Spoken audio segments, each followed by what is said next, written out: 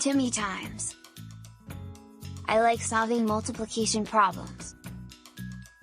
Today, I'll show you how easy it is to multiply by 10, and a few numbers that are similar to it.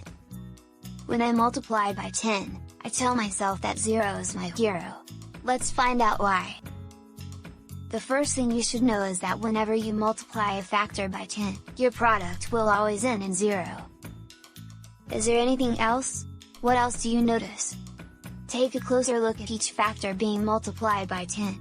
Then, take a look at each product. That's right! Your product is a factor being multiplied by 10, with one zero placed behind it. So, what do you think? What is 2 times 10? 2 times 10 is 20.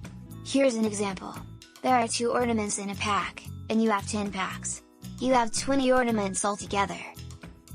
The good news is, if you can multiply by 10, you also know how to multiply by 100. Here are the same factors. This time, they are multiplied by 100. Can you see what's going on? When you look at the answers, you'll still see the number being multiplied by 100. This time, there are 2 zeros placed behind it.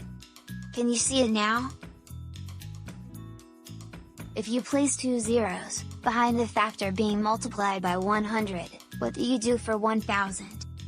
That's right, since 1000 has 3 zeros, you will place 3 zeros behind your factor. But that's not all. Since you know this, you should be able to multiply by 10,000, a million, and even more. You can use this trick to impress your parents.